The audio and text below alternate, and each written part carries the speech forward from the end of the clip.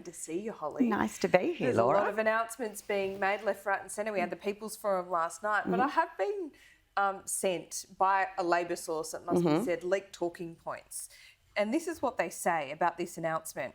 It goes through about this announcement. This is an internal email that has circulated.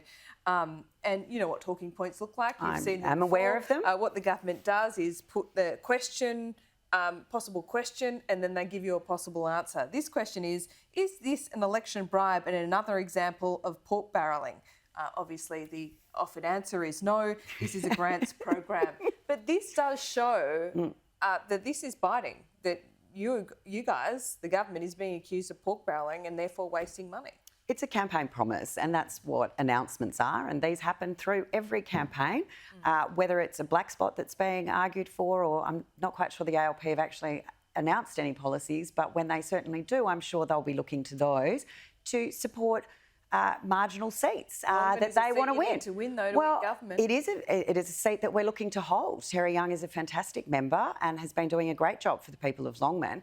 And of course, the Labor Party are targeting Longman with nothing but lies when you look at what they're saying about the cashless debit card and pensioners. So they are absolutely targeting the seat of Longman. They consider it one of the seats that they need to win government. And I'd suggest, because of the Bribie Island population within the seat of Longman, will be why they are telling these sort of fibs all the time. Well, this is something that goes through integrity, doesn't it? People might not want an integrity commission. Their eyes might glaze over when they hear the term commission.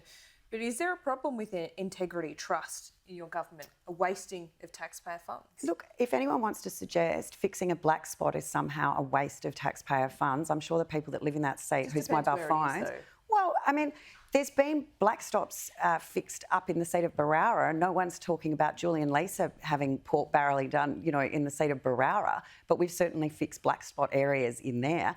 There's been black spots fixed in a number of Labor seats. I actually saw Michelle Rowland down in Gilmore the other day taking credit for the black spots that have been fixed in the seat of Gilmore. So black spots are being fixed all over the place, regardless of the seat and regardless of who holds it. All right, let's talk about the People's Forum. There was a bit of a moment last night I want to show our viewers and we'll get some reaction. I have a 4-year-old autistic son. We are grateful to receive funds through the NDIS. I've been told to give my son the best future I should vote Labor. Jenny and I have been blessed. We've got 2 children that haven't had to go through that. And so for parents with children who are disabled, I can only try and understand. Was that insensitive? No, to be honest, it didn't even register when I was watching it last night. Jenny and Scott did try for 14 years and they are blessed to have 2 beautiful children. As you know, I have a son with autism. I have 2 other children as well. All 3 are a blessing. But what it is acknowledging is parents with a child who does have a disability, there are additional challenges. It's not, you know, as within the autism community, a couple of us refer to it as a master's level of parenting. But particularly in those early days, particularly when the children are young, you're quite often dealing with them running away, non-verbal, or as we like to say, pre-verbal, because we were told our son would never speak and now if you can shut him up, you're doing well. But there are days that are particularly challenging and there are times that you don't feel particularly blessed. It's not the substantive issue that we're looking at here. We've just done an autism report. We just held a committee, the Senate Select Committee into Autism. There's a 400-page report.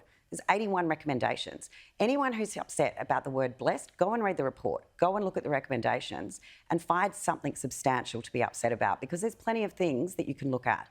The autistic community has a higher suicide rate than other communities.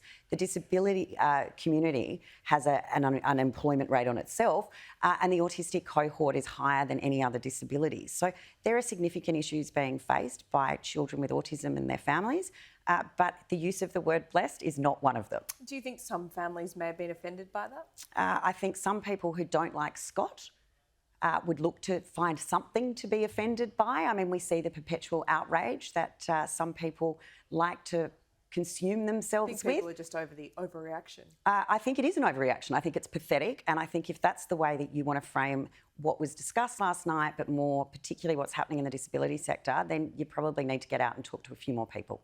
Hollie Hughes will read that report. Thank you very much.